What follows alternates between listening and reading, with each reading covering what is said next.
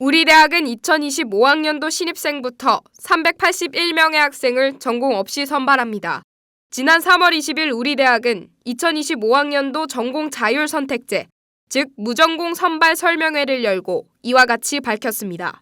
우리 대학이 이처럼 무전공 선발 제도를 도입한 건 올해 초 교육부가 인센티브를 내걸고 무전공 입학을 확대하겠다고 나섰기 때문입니다. 우리 대학 무전공 제도는 두 가지 유형으로 운영됩니다.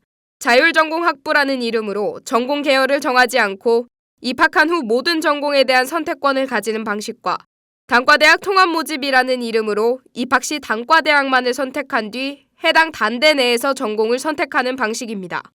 우리 대학은 내년부터 자율전공학부는 182명, 단과대학 통합모집은 199명으로 총 381명을 선발합니다.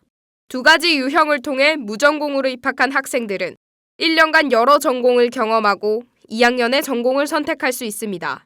하지만 전공을 선택할 때 성적에 상관없이 희망하는 전공을 선택할 수 있다는 점에서 여러 우려가 나옵니다.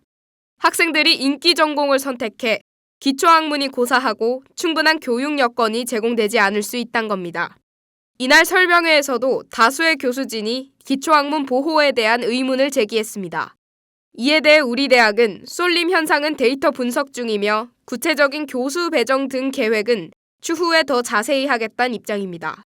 우리 대학 교육혁신처 정진처장은 복수전공 데이터를 토대로 무전공의 기반을 마련했는데 몰리는 학과가 있기는 하지만 다양한 학과의 학생들이 분포하는 것을 확인할 수 있었다며 최소한 1년은 시행해봐야 시수나 폐강 기준에 대한 자료가 나올 것 같다고 설명했습니다. PUBS 뉴스 박서연입니다. 우리 대학이 당장 내년부터 도입하겠다고 밝힌 무전공 제도. 그야말로 속전속결인데요. 정책의 명과함을 박서현 기자와 다뤄보겠습니다. 박 기자, 이미 몇몇 대학들은 무전공 입학을 시행하고 있죠? 네, 그렇습니다. 부산 지역에서는 부경대와 부산 외국어대가 자율전공이라는 이름으로 무전공 입학을 시행하고 있습니다. 부경대의 경우 11년째 운영 중인데 인문사회계열과 자연계열 전공만 구분해 신입생을 선발하는 방식입니다. 부산 외대의 경우 올해부터 신입생 전원을 무전공으로 선발했습니다. 학생들 반응은 어떤가요? 대학 입시 때 전공에 고민이 많았다면 시간을 벌 수 있어 좋을 것 같은데요. 네, 흥미와 적성에 따라 자유롭게 전공을 선택할 수 있다라는 점은 무전공 입학의 긍정적인 면으로 꼽힙니다. 대학 입시를 준비할 때 전공을 제대로 알기 쉽지 않아 막막함을 느끼는 경우가 많은데 대학 입학 후 시범적으로 수강하면서 본인의 적성이 해당 학과와 잘 맞는지 확인할 수 있기 때문입니다. 실제로 저희 취재진이 만난 여러 학생이 고등학교 3학년이 되어서도 진로를 정하지 못하고 원서 접수 시즌 때 급하게 결정하는 친구들을 많이 봤다고 답했습니다.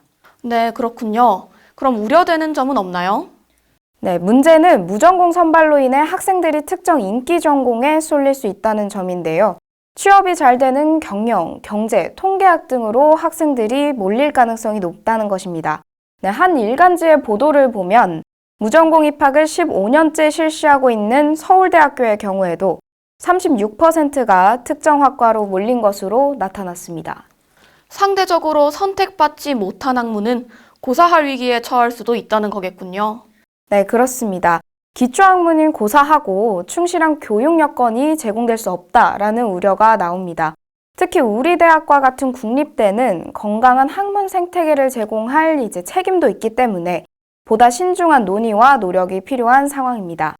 우리 대학 김회용 교육학 교수는 무전공 제도가 비인기 또는 기초학문 분야에서 힘쓰는 연구자들의 연구 환경을 훼손하지 않도록 세밀한 노력이 필요하다라고 말했습니다.